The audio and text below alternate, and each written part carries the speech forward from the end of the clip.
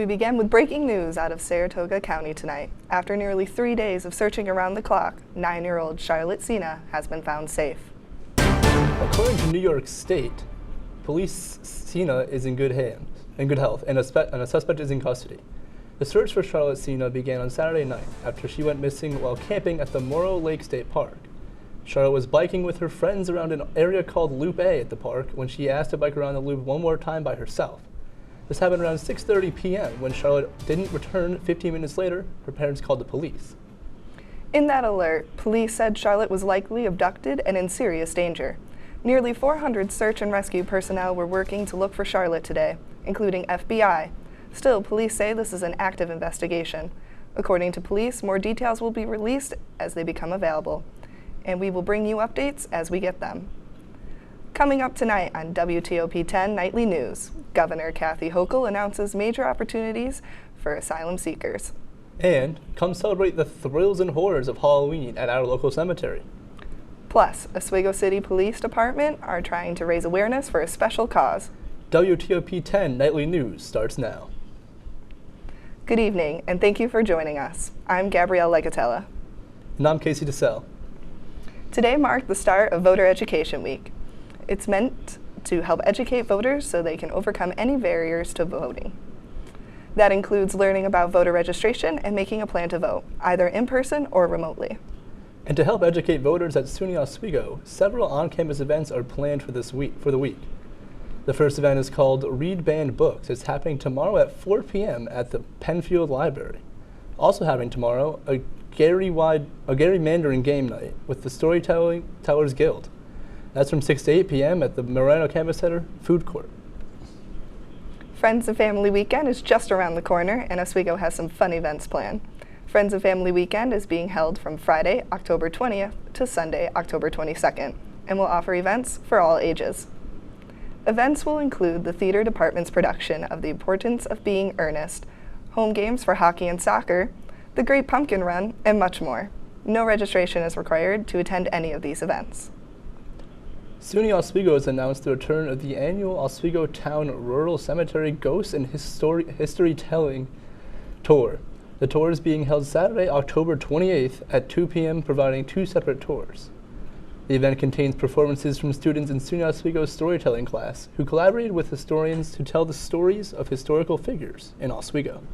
Admission is free, but spots are limited. Tickets can be reserved on tickets.oswego.edu. The Oswego City Police Department shows their support for Breast Cancer Awareness Month with custom badges. Reporter Ed Linguist has the story for us tonight. Earlier today, the Oswego City Police Department announced that they will be wearing pink badges for Breast Cancer Awareness Month. Following in the steps of Syracuse Police Department, OCPD will be carrying metal badges that resemble an older style from their department, apart from being pink, of course. In previous years, they have carried pink ribbons for breast cancer awareness and have had purple ribbons on their cars for domestic violence awareness, but this is the department's first time having an official pin like this one. OCPD says showing awareness for anyone affected, friends, family, or otherwise, is a great thing to do. I'm Ed Lundquist for WTOP-10.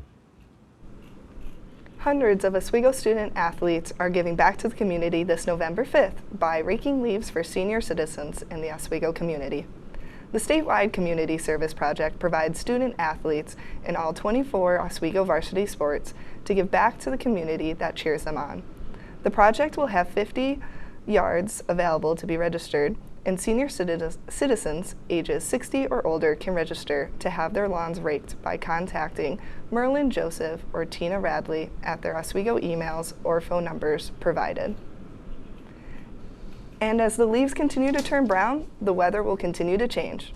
Let's take a first look at your forecast with Storm Team 10 Chief Meteorologist Evan Bedron. It was another perfect day here in Oswego. Temperature around 61 degrees, feels like also around 61 due to those low winds. Pressure pretty high as we do have high pressure dominating much of the East Coast. And this will be sticking around for most of the rest of the week. And as you head into the weekend, we can expect those temperatures start to finally dip down. Visibility 10 miles, humidity at 97%, so as you step at the door, you may notice it's a little more sticky and humid out there. But with those low temperatures, it will not be very bad. I'll have more of my full forecast coming up after the break, but first, back to the desk. Starting today, free, secure, and high-speed internet will be available for hundreds of additional residents as the City of Syracuse Mayor Ben Walsh hosted an event this morning at Shaw's James Geddes Housing Development, where a connection ceremony was held so income-eligible residents could sign up for the free service. With $3.5 million in funding last spring, the Syracuse City Council worked with Community Broadband Networks based in Geneva to install fixed wireless networks in 10 city census tracts. Governor Hochul announced more than 18,000 jobs with 400 employers that are willing to hire migrants and asylum seekers. However, the migrants need to have attained legal status to work in the United States. The announcement comes a month after Hochul directed the New York State Department of Labor to begin connecting businesses with jobs for migrants and asylum seekers. Hochul says connecting work-eligible individuals with jobs can secure a brighter future for all New Yorkers. Governor Hochul has recognized October as Domestic Violence Awareness Month in New York State. Hochul issued a proclamation directing all state landmarks to be illuminated in purple tonight, as well as on Purple Friday, October 19th, to honor those that are impacted by domestic violence. In compliance of all Executive Order 19, all New York State agencies created internal gender-based violence in the workplace policies. Still ahead tonight, residents of Oswego County will soon be a part of a nationwide testing. Plus, new developments in the United States United Auto Workers strike.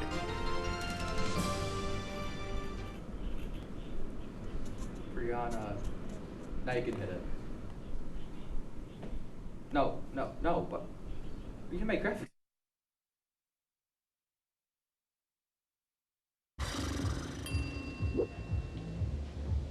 If you need to do something to feel okay to drive, you're not okay to drive. Don't drive buzzed.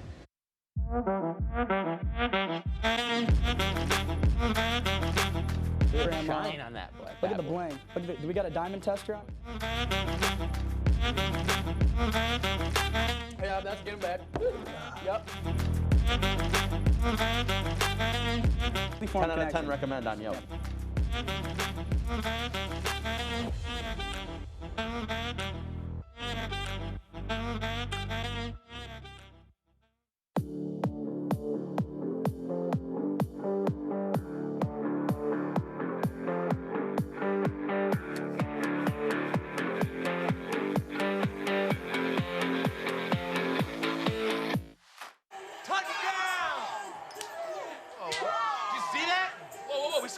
We scored going to the playoffs. I can't believe I missed that. Every time I'm buzzed, I spend too much time on my phone. What? I should take your phone away. No. I'll call for a ride. Wait, why does my face look like that? I'm playing with these new face filters. Okay, you know what? Yep, that's mine. Kevin, I need that back. No. Kevin!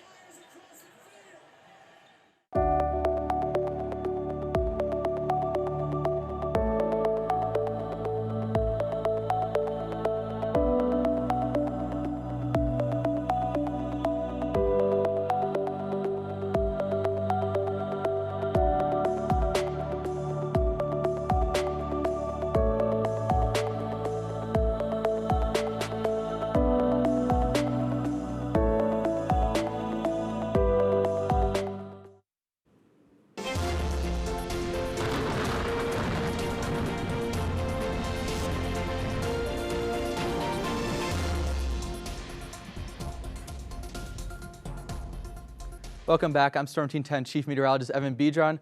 Looking across the state, it is mainly clear, except for maybe a little cloud cover near the southern tier of New York, near the Erie, Pennsylvania border. But overall, a very good night. So if you want to go off stargazing, this is your night to do it, along with these pretty mild temperatures, which is very unseasonable for this time of year in Oswego. And so earlier today, we had a lot of advection fog come off the lake, causing near zero visibility, as you see in this video right here. This is a time lapse from the Hart Hall cam on the campus of SUNY Oswego. And you can see that visibility just start to drop to zero. A pretty cool sight, if you ask me. And so what exactly is advection fog? And so it's basically when you have cold land temperatures and warm, moist air, when those combine, you start to get advection fog form. And in this case, it came off the cool lake with some warm air brought by these high pressure systems. And this mainly happens around winter time, but here in Oswego with these very unseasonable warm temperatures, it actually happened the opposite way around this time. And so when warm, moist air moves over the cold ground, it is called saturation, or it cools to saturation and typically collides with warm front, or occurs with a warm front, and this usually during the wintertime, but in this case, it is very early in fall. And looking at our day planner, we have a temperature about 78 degrees with a low around 59, wind 5 to 8 miles per hour. We will be seeing another foggy AM, but this will be moved out by the middle of your day as you head out for lunch. And overall, just a very perfect sunny day as you head out the door tomorrow morning. So make sure you can get rid of those sweaters for now, but as you go throughout the rest of the week, you'll see these temperatures start to drop down to around 50 degrees and even in some cases the upper 40s. And so for your sunset forecast tomorrow, again, 72 degrees, a very perfect night if you want to go catch a sunset. Wind 5 miles per hour, so a very light breeze. And due to the distant wildfire smoke, this should enhance the sunset. So you should see some pretty cool colors as you go out to see the sunset tomorrow night. And looking at our 7-day forecast, on Tuesday, 78 degrees, low 59, foggy AM and sunny. As you go through Wednesday and Thursday, you see those temperatures reach the low 80s and those lows and the upper 50s, even the low 60s. So it'll be a very warm next couple days here in Oswego. But as you look for Friday, Saturday, and Sunday, you see those temperatures start to drop down all the way to the upper 50s, even reaching the mid 50s with those lows reaching the lower 40s. And as you go through early next week, we can see this temperature start to drop down even into the upper 30s in valleys and upper hills. But that's all for my forecast. Now back to the desk. Watch out for the kids. This Wednesday, the Oswego City School District will celebrate International Walk to School Day. Elementary students and their parents will participate in the event along with other members of the community. The event was created to help raise awareness for safer walking routes and to increase physical activity for the children. The event will have 20 to 30 volunteers and over 200 participants. Also on Wednesday, Oswego County residents will receive a text on their phones. On October 4th at 2:20 p.m., a national test will be held by the Federal Emergency Management Agency and the Federal Communication Commission. This test will make sure that the public will be able to receive emergency messages through different communication networks. The United Auto Workers Union is officially expanding strikes against 2 of the big 3 automakers. A second Friday deal had come and gone with no deal on the table. Laura Aguirre has more. We are fed up with corporate greed. The United Auto Workers Union president greenlighting another wave of walkouts Friday. I'm calling on an additional 7,000 members across Ford and GM to go on strike. The expansion impacts a Ford assembly plant in Chicago and a GM factory in Lansing, Michigan. Ford and GM have refused to make meaningful progress at the table. Ford's CEO responded to that claim in an online media call. The deal we offered would put our UAW workers among the best paid hourly manufacturing jobs in the world and in the top 30% of all full-time workers in America of any industry. And the benefits are absolutely top tier, as you can see. Stellantis, which owns Chrysler, Jeep, Dodge, and Ram, was spared in this round. Stellantis made significant progress on the 2009 cost of living allowance, the right not to cross a picket line, as well as the right to strike over product commitments and plant closures and outsourcing moratoriums. But progress is not a done deal, and overall divisions remain over key issues like wage increases, pension plans, cost of living raises, and forced overtime. We all got families, bills. We just trying to survive. We just trying to make it. I'm still very hopeful that we can reach a deal that reflects the incredible sacrifices and contributions our members have made over the last decade. I'm Laura Aguirre reporting. Friday's strike expansion means more than 25,000 auto worker unions are now on picket lines from coast to coast. As the government shutdown loomed near, a temporary funding bill has been passed. Averting the shutdown, Congress now has 45 days to agree on a long-term funding bill, but the fight is far from over. House Republicans are still hotly divided over issues such as additional funding for border security and Ukraine's war efforts. This unrest among Republican representatives jeopardizes the chance of passing a long-term funding bill before the deadline. An unofficial Telegram channel in Russia says that Yevgeny Prigozhin's assets will be inherited by his son, including those of the Wagner Group. One of the channels, Port, claims to have obtained a copy of the will and published an image of it. The documents were allegedly notarized on March 2nd and say that 25-year-old Pavel Prigozhin filed an application for inheritance on September 8th. When WTOP-10 nightly news continues, a bug is causing the iPhone 15 to overheat. And the U.S. is facing a shortage of antibiotics. In consumer news,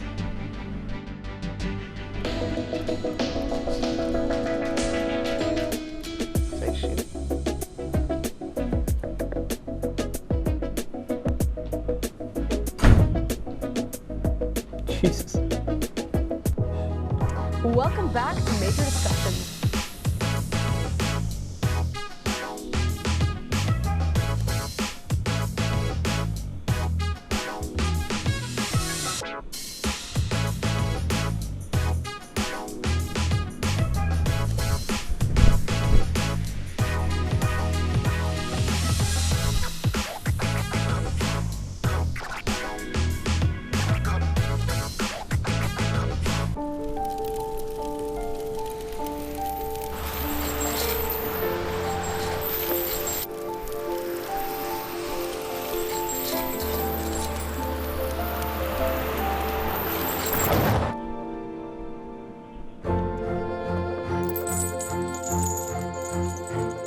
Did you know dragging chains can spark a wildfire?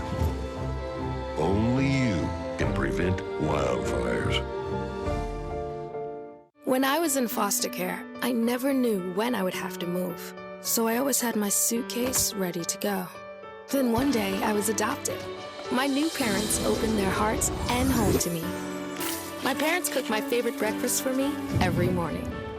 My parents take me on trips I never thought I would go on. They gave me a home and an even better reason to use that suitcase. My parents aren't perfect, but they're perfect for me. Hey there, I'm Al Roker, class of 76. Yes, way back in 76. Back when the earth was cooling. You're watching WTOP.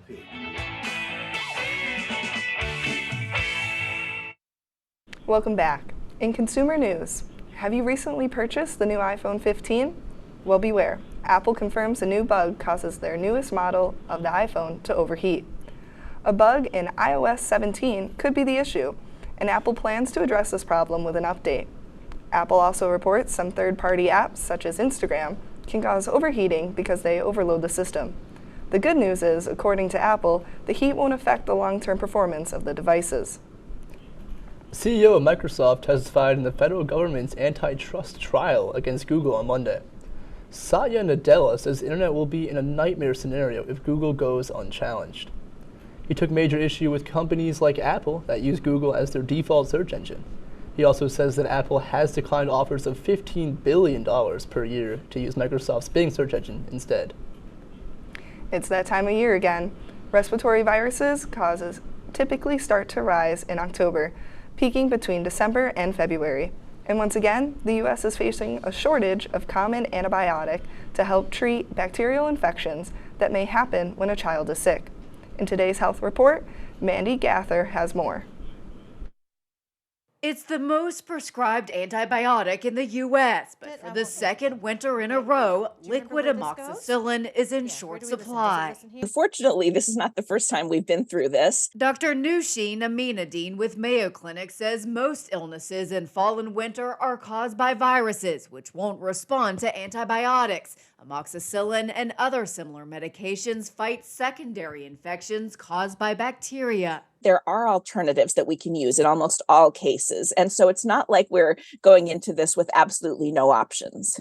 Amoxicillin powder remains on the U.S. Food and Drug Administration shortage list. It's mixed to make the liquid form and given to young children who aren't able to swallow pills. The shortfall was first declared by the FDA last October. Since amoxicillin pills and tablets are not in short supply, Aminuddin says some pediatricians may use those instead. We can maybe crush a tablet and give that to a child so they get the same amount of the medication that can then be mixed into like a teaspoonful of a food that they might be willing to eat.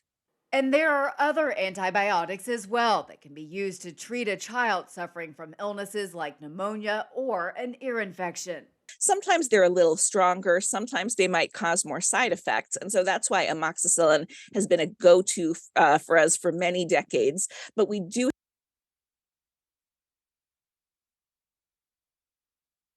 Most amoxicillin powder manufacturers are still producing the antibiotic, but have it on an allocation. This means customers can order only a limited amount. However, pharmacies still run the risk of running out of the drug pretty quickly. A study finds big disparity between what women and men pay for out-of-pocket health insurance. More than 16 million people with employer-sponsored health care were looked at by the financial services from Deloitte between 2017 and 2023. The analysis shows that American women who have health insurance through their jobs pay 18% more than men with similar insurance, even after removing the costs of maternity. With the start of October comes lots of SUNYAC matchups. Zach Malamud joins us in the studio. Zach, what can we look forward to in Lakers sports this week? Thanks, guys. A ton of Lakers sports over the weekend. I'll tell you how soccer and volleyball did this past weekend after the break.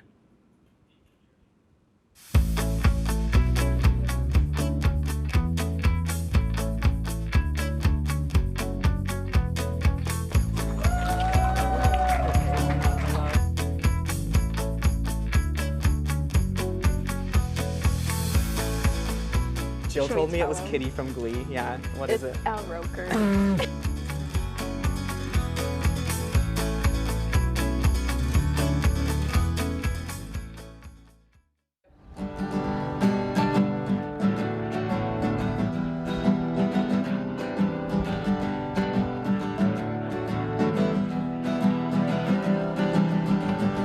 We're here for you, we're here for you. This is your channel too. With sports and news and what to do, we're here for you. It's your TV, you're watching WTOP. Your TV, thanks for watching WTOP.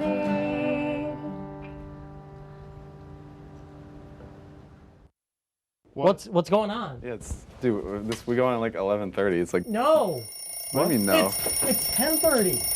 10:30? Yeah, it's 10:30. What do you mean it's 10:30? Hey, don't touch that. That's my ladder. Hey, man. Whoa. You know this book was already discounted 10%?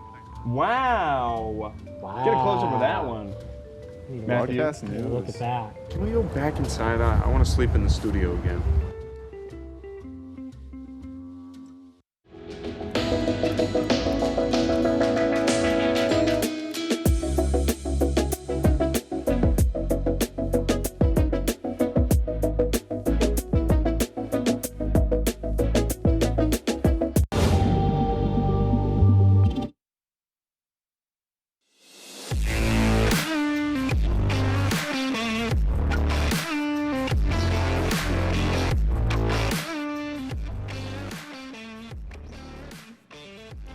Welcome back to WTOP-10 Nightly News. I'm Zach Malamud with your Monday Night Sports Report. The Oswego State men's soccer team grabbed a huge 1-1 tie on Saturday against their rival Plattsburgh State Cardinals. Plattsburgh on their home field had won 9 of the last 10 meetings against Oswego. Ethan Caruana took the lead for the Lakers in the 75th minute. However, not even 30 seconds later, it was John Hayes who tied it for the Cardinals with his 5th goal of the season. The Lakers will travel to Western New York on Wednesday for a matchup against the Fredonia Blue Devils at 6:00 p.m.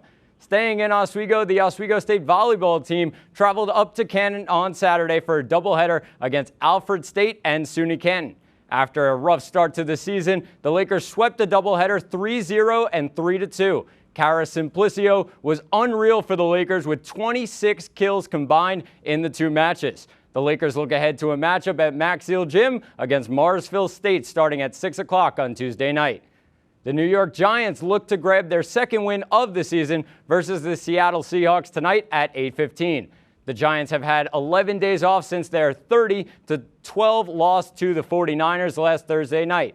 The Seahawks are riding a 2-game winning streak into this one and look to take advantage of no Saquon Barkley for the Giants. New York sits in last place in the NFC East and will look to jump ahead of Washington after their loss to Philadelphia yesterday. Continuing in the NFL, the Fish did not stand a chance in Western New York as the Buffalo Bills clobbered the Miami Dolphins 48-20 on Sunday. Bills quarterback Josh Allen was terrific in this one, throwing for over 300 yards and 5 total touchdowns, with 3 of them in the hands of wide receiver Stephon Diggs. Both Miami and Buffalo now sit at 3-1 on the year, with Buffalo traveling to London next week against the Jacksonville Jaguars and Miami returning home against the New York Football Giants. Now let's take things yesterday evening to MetLife Stadium, where the Jets take on the Chiefs. In the first quarter, Isaiah Pacheco breaks a tackle and breaks loose all the way in for a touchdown, and it is 10-0 Chiefs.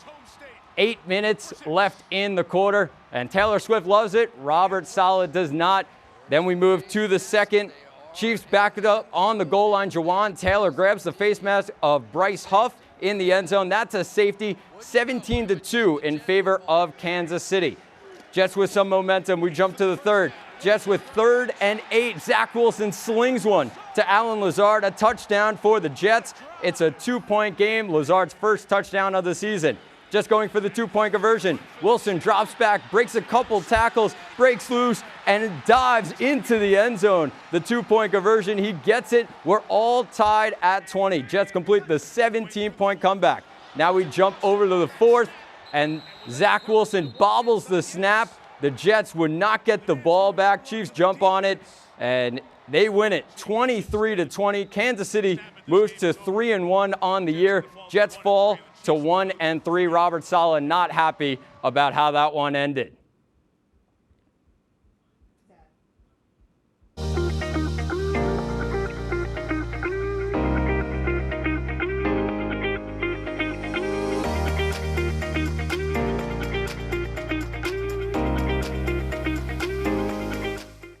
What's going on? Yeah, we go on at like 11:30. It's like No.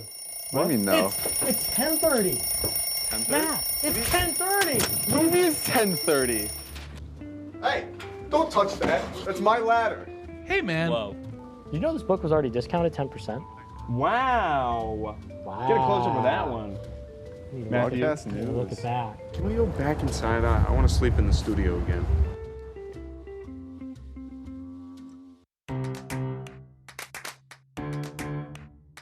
We'll deep dive into our feelings in our Real Talk segment. Stay tuned because it's about to get real.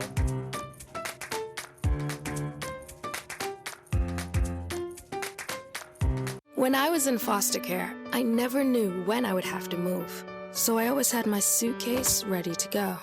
Then one day I was adopted. My new parents opened their hearts and home to me. My parents cook my favorite breakfast for me every morning. My parents take me on trips I never thought I would go on. They gave me a home and an even better reason to use that suitcase. My parents aren't perfect, but they're perfect for me. Welcome back to Major Discussions.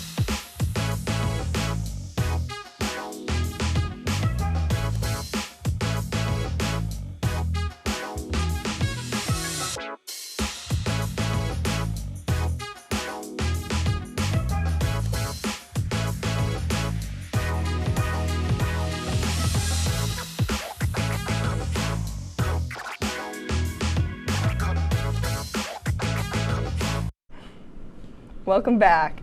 An Indiana woman's Taylor Swift and Travis Kelce Halloween display is getting much attention. Michael Owens posted a TikTok video of 2 giant skeletons dressed as Swift and Kelce holding a Taylor Swift 2024 flag this weekend. Owens says she's in the process of making friendship bracelets for the displays as well. Clearly, this couple has become America's favorite love story. What's your guys' take on the new couple? Yeah, they definitely have. I mean, I think it's really good for both the NFL and Taylor Swift. A lot of popularity for both. For me, as a Bills fan, I could care less about Travis Kelce after all the heartbreak he caused Bills fans the last 3 years. But I mean, I guess it's a good thing for the NFL, but not for Bills fans. I'm with Evan on this one. As a Jets fan, I did not like the NFL banning Taylor Swift after every play made in that game. I mean, how many times did we see Aaron Rodgers compared to Taylor Swift? Wasn't it 17-4? Taylor Swift was 17, yeah, 17 times. Awesome. Well, that's our report for tonight, guys. Be sure to stay tuned for the interview show. Thank you for watching. Have a great night, everyone.